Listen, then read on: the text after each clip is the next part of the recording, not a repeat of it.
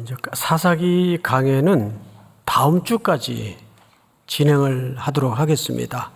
다음 주에는 이제 입다라는 사사를 우리가 다루고, 사사기 강해는 조금 쉬었다가 그 다음에 나머지 11장서부터 21장까지의 내용을 마무리하도록 하겠습니다. 그 10장 1절을 한번 보세요. 1절. 아비멜렉의 뒤를 이어서 이렇게 돼 있어요. 여러분 앞을 잠깐 보십시다. 이런 표현들이 그냥 무심히 쓰여져 있는 표현이 아닙니다. 앞으로 등장할 이스라엘의 사사는 아비멜렉의 라인과 무관하다는 얘기입니까? 유관성이 있다는 얘기입니까? 유관성이 있다는 얘기예요. 그래서 표현을 아비멜렉의 뒤를 이어서, 아비멜렉은 그 이름 뜻이 우리 아버지는 왕이다. 그러니까 자기는 누구의 아들이 되죠? 그 왕의 아들이 되는 거예요. 그러니까 아비멜렉의 뒤를 이어서 이사갈 사람 도도의 손자 부하의 아들 돌라가 일어나서 이스라엘을 구원하니라. 자, 여러분, 여기 돌라라는 사사가 일어납니다. 근데 이 돌라라는 말이 원뜻을 찾아보면 재밌는 이름 뜻을 갖고 있어요. 벌레라는 의미를 갖고 있습니다. 그 이름이 돌라예요. 자, 그런데 이 돌라가 어디 사람입니까? 이사갈 지파의 사람이에요. 근데 이 사람이 이렇게 돼 있습니다. 일어나서 그랬어요. 일어나서 쿰. 여러분, 달리다 쿰, 이 말은 소녀여 일어나라 그 뜻이거든요. 쿰이라는 말이 일어나다. 이거는 능동태입니다. 사역형으로 기록되어 있어요. 그런데 더 중요한 게 있어요. 능동태인데 이 능동태를 수식하는 주어가 누굽니까? 성경을 보시면 주어가 누구예요? 그렇죠. 돌라가. 그러니까 돌라가 스스로 내가 한번 왕 돼볼게, 사사 한번 해볼게, 자기가 스스로 일어난 겁니다. 근데 원래 사사기를 보면 모든 에웃이라든지 온니엘이라든지 이런 사사들이 세워질 때는 패턴이 하나 있어요. 변치 않는 일관성 있는 패턴이 하나 있는데, 여호와께서 온니엘을 세우시고 여호와께서 에웃을 세우시고, 그 주체, 그 주어가 누구로 표기되어 있습니까? 여호와께서. 그런데 오늘 아비멜렉이 죽은 후에 그 맥락을 이어서 사사가 된 돌라는 이름 뜻이 벌레인데, 이 사람 일어나서, 근데 신적 기초가 없어요. 하나님이 그를 불렀다든지 하는 표현이 1절 등장하지 않습니다. 그리고 자기가 주체가 되어서, 자기가 주어가 되어서 일어납니다. 그 다음에 성경을 잘 보세요. 돌라가 일어나서 이스라엘을 구원하니라. 그가 에브라임 산지 3일에 거주하면서, 자, 앞을 잠깐 보실까요? 아까 돌라가 등장할 때 그의 지파가 어느 지파라고 그랬습니까? 그렇죠. 이사갈 지파인데 지금 살기는 어디가 살고 있어요? 에브라임 지파 쪽에 건너가서 살고 있어요. 이 말은 무슨 뜻이 되냐 하면, 이미 이스라엘은 하나님의 계율과 율법의 원리와 질서가 무너지고 있었다는 뜻이에요. 원래 이스라엘은 땅을 분배받을 때 거기가 돌짝밭이든 고지이든 하나님이 주신 그 지파, 그 땅 안에서 사는 게 원칙이에요. 그래서 지파의 땅은 팔지도 못하고 다른 지파의 것을 원칙적으로는 사지도 못하게 되어 있습니다. 근데 사람이 사는 사회가 그렇게 완벽하게 이루어질 거라고 하나님도 생각을 안 했어요. 틀림없이 이것을 어기는 사람들이 있을 것이다. 그럴 때 레위기 25장에서 이런 법을 만들었어요. 너희가 혹여 어려워서 힘들어서 땅을 팔고 또 남의 것을 사는 한이 있더라도 50년, 희년이 되면 다 원상복귀, 제자리로 돌릴 것. 사람도 그렇고 땅도 그렇고. 근데 이 말은 무슨 뜻이에요? 이 돌라는 죽을 때까지 거기서 그냥 살다가 죽어요. 에브라임 지파에서. 그것도 에브라임의 3일이라는 곳에서, 이 발음이 우리 3일이 아니고 4밀이라는 곳에서 살다가 죽습니다. 그 말은 무슨 뜻이 될까요? 이 돌라는 이사갈 지파의 사람으로서 하나님의 희년의 원리도 깨버리고 자기가 살고 싶은 곳에 그냥 살다가 죽었다 그 말이에요. 하나님의 계율과 율법의 원리와 질서가 무너진 때입니다. 근데 3일이라는 것을 한번 찾아봤어요. 그랬더니 에브라임 지파는 산지입니다. 굉장히 험한 지형을 갖고 있는데 놀랍게도 이 지역은 그 중에서 가장 포도, 그 외에 과실, 열매가 풍성한 땅이 3일이라는 곳입니다. 그러니까 돌라는 그런 지형의 특징을 알기 때문에 이곳에 가서 자기 지파를 떠나 살았던 것입니다. 그러니까 이 돌라라는 사람은 일생을 살아냈던 삶의 원리가 뭐였어요? 하나님의 명령, 하나님이 주신 어떤 것이 아니라 이익을 따라 인생을 살았던 지도자입니다. 이것이 중요합니다. 그리고 그것도 자기가 스스로 사사가 되어서 지도자로 군림했던 인물이에요. 스스로부터 하나님의 원리와 계율의 율법의 질서를 다 무너뜨렸어요. 이사갈 지파의 사람이 에브라임 산지에 가서 3일이라는 포유한 땅에서 살다가 거기서 죽었어요. 그리고 이제 두 번째 사사를 좀 보십시다. 3절. 그 후에 길르앗 사람 야일이 일어나서, 자, 여기 보세요. 야일이라는 이 사사도 일어나서 능동형을 썼어요. 근데 그 능동형의 주어가 누구로 소개되어 있습니까? 야일이 주어예요. 이 두 번째 등장한 사사에게도 신적 근거와 신적 부르심이 없어요. 신적 기원을 찾아볼 수가 없습니다. 그냥 나도 한번 해볼게. 이런 하나님의 일은 자기가 막 북받쳐가지고 견딜 수 없는 뜨거움에 붙들려서 하는 게 주의 일이 아니에요. 철저하게 이것이 하나님께로부터 온 부르심인가?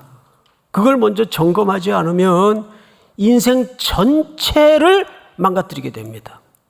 그래서 폐인된 사람들 사실 많아요. 근데 야일이라는 사람도 스스로 사사가 된 사람들이에요. 야일이 일어나서, 성경을 다시 보십시다. 22년 동안 이스라엘의 사사가 되니라. 그에게 아들이 몇 명입니까? 30명.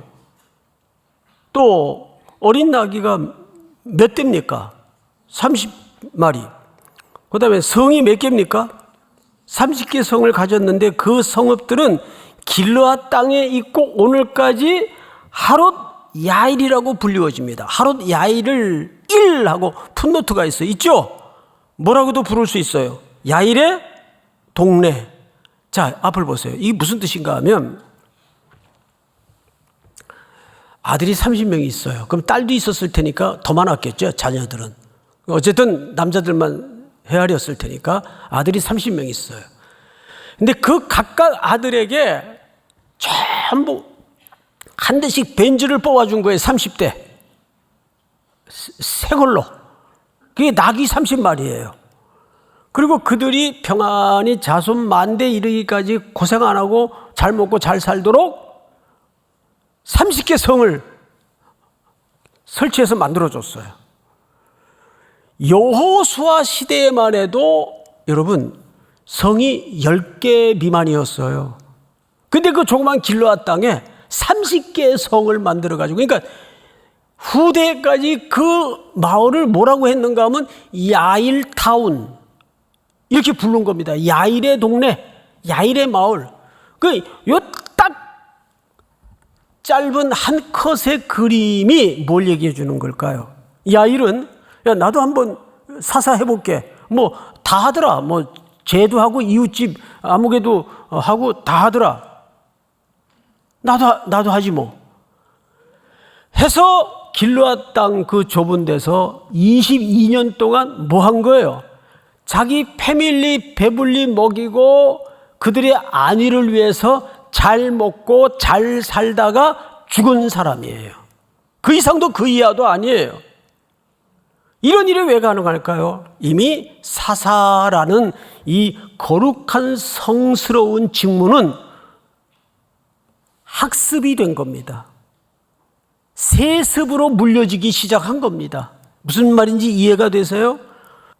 여러분, 야일은 소위 그런 인물이에요. 돌라와 야일. 안 잊어버리겠죠? 이름도 특이하니까. 이제부터 9절로 넘어가서 한번 성경을 보십시다. 9절. 암몬 자손이 또 요단을 건너서 유다와 베냐민과 에브라임 족속과 싸움으로 이스라엘에 뭐가 심하였더라? 곤고가 심하였더라. 곤고. 이 곤고라는 말은 차라르라는 단어를 썼는데 이게 양쪽에 끼워져 가지고 너덜너덜해지다 그 말이에요. 쉽게 얘기하면. 이들은 우상 숭배를 하면 하나님이 또 징계를 해요. 그러면 또 살려달라고 구원을 해요.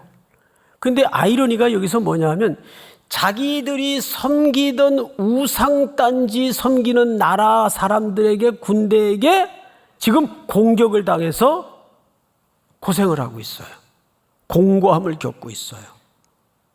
암몬 신을 섬기고 모압 신을 섬기고, 그런데 그 나라 군대들이 쳐들어와 가지고 이스라엘 백성들을 사이에 끼워 넣어 가지고 아주 맷돌 갈듯이 그러고 있는 거예요. 그래서 공고하였더라. 사이에 끼어서 너덜해져 있더라. 그러니까 10절을 보세요. 이스라엘 자손이 여호와께 부르짖어 이르되 우리가 우리 하나님을 버리고 바알들을 섬김으로 주께 범죄하였나이다. 여러분 잘 들으세요. 앞을 보세요. 여기서 최초로 이스라엘 백성들은 자기들의 죄와 범죄함을 사실상 고백합니다. 역대에는 힘들면 살려달라고만 했지 스스로 죄를 지었다고 말하지 않았어요. 고백하지 않았어요. 근데 처음으로 고백을 합니다. 토해냅니다. 그래서 독자들이 성경을 읽다가 속아요. 이제 정신 차리네. 근데 하나님의 반응은 전혀 달라요. 이들의 이 가면 쓴 기계적 회개를 간파하는 거죠. 11절. 여호와께서 이스라엘 자손에게 이르시되 내가 애굽 사람과 아모리 사람과 암몬 사람과 블레셋 사람에서 너희를 구원하지 아니하였느냐. 또 시돈 사람과 아말렉 사람과 마온 사람이 너희를 압제할 때 너희가 내게 부르짖음으로 내가 너희를 그들의 손에서 구원하였거늘. 13절 다 같이 시작. 너희가 나를 버리고 다른 신들을 섬기니 그러므로 내가 다시는 너희를 구원하지 아니하리라. 역대 하나님께서 이런 패턴을 반복했던 흔적과 기억을 상기시키면서 그때도 구원해줬고 그때도 구원해줬고 이럴 때도 구원해줬는데 너희가 언제 한번 진정으로 회개한 적이 있더냐? 이젠 안 속는다. 너희가 또 넘어진 자리에 다시 넘어질 것을 내가 안다. 이제 너희들하고 절연하겠다. 이제 끊겠다. 그래서 13절이 그 말이에요. 구원하지 아니하리라. 오히려 이렇게 얘기합니다. 가서 너희가 택한 신들에게, 그 우상들에게 부르짖어 너희의 환난 때 그들이 너희를 구원하게 하라 하신지라. 너 섬기는 신 있잖아. 나 버리고 가서 빌어. 그 구해줄지 뭐 모르잖아. 이렇게 된 거죠. 15절. 이스라엘 자손이 15절 아주 기가 막힌 표정이 하나 감춰져 있습니다. 이스라엘 자손이 여호와께 여쭈되 우리가 범죄하였사오니 주께서 보시기에 좋은 대로 우리에게 행하시려니와. 무슨 뜻인가 하면 우리를 죽이든지 살리든지 우리의 목숨까지도 주님 손에 맡기겠습니다. 처분대로 막 하겠습니다. 이런 뜻이에요. 아주 철든 것 같죠? 표현은. 그런데 진짜 하고 싶은 얘기를 후렴구에 숨겨놨죠. 오직 주께 구하옵나니 오늘 우리를 건져내옵소서. 일단 이 고통은 좀 어떻게 치워주십시오. 이거예요. 예? 이게 본 마음이에요. 우리를 죽이든지 살리든지 알아서 하십시오. 그런데 오직 우리가 지금 이 너덜너덜해진 이 고난과 환난의 상황을 어떻게든 좀 치워주십시오. 어쩜 우리의 속내와 똑같아요. 우리도 그러잖아요. 넘어진 자리에 떠넘어지고 하나님께서 또 건드려서 정신 차리게 하면은 살려달라고 기도하죠. 그때 우리의 기도의 핵심이 뭐예요? 그거잖아요. 이 고통만 면하게 해 주십시오. 자기가 넘어져 먹던 것을 먹고 토한 그 죄의 핵심적인 본질에 대해서 고뇌하지 않아요. 어떻게든 이 고통만 좀 치워주십시오. 그러자 16절 오늘 결론입니다. 이 결론이 굉장히 중요합니다. 여러분 전체 한번 같이 읽읍시다. 시작. 자기 가운데에서 이방 신들을 제하여 버리고 여호와를 섬김에 여호와께서 이스라엘의 공고로 말미암아 마음에 근심하시니라. 여기 공고 또 나오죠. 근데 이 단어가 전혀 다른 단어예요. 야말, 아말 이렇게 돼 있어요. 근데 이 아말이라는 말은 헛수고, 다른 단어예요. 구절과 전혀 다른 표현을, 번역은 똑같이 공고로 번역을 했는데 의미가 달라요. 이 16절의 마지막 절에 나오는 이 아말은 너희들의 그 헛된 회개, 헛된 고생, 헛된 수고를 내가 안다. 그거를 보고 하나님이 뭐 했다고 결말이 돼 있어요? 근심했다. 이 근심했다는 말은 너희들의 그 진절이 나는 헛수고를 보고 나도 진절이가 난다 그 뜻이에요. 그러니까 하나님의 진절이 끔찍하다. 그런데 여러분, 이 표현이 어디에 한번 동일하게 등장을 하냐 하면 사사기 16장 삼손의 이야기 속에서 나옵니다. 볼까요? 자, 성경을 잘 보세요. 들릴라가 가사 출신의 기생이죠. 삼손을 유혹했던 여자. 삼손은 이 여인에게 falling love, 완전히 빠졌어요. 그래서 당신의 마음이, 이제 들리라고 하는 얘기죠. 당신의 마음이 내게 있지 아니하면서 당신이 어찌 나를 사랑한다 하느냐. 당신이 이로써 3번이나 나를 희롱하고 당신의 큰 힘이 무엇으로 말미암아 생기는지를 내게 말하지 아니하였도다.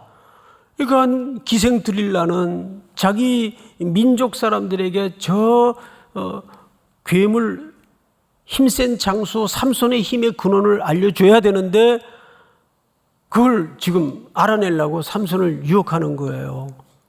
그 삼손은 이 여인한테 완전히 매력에 빠진 겁니다. 놓을 수가 없어요.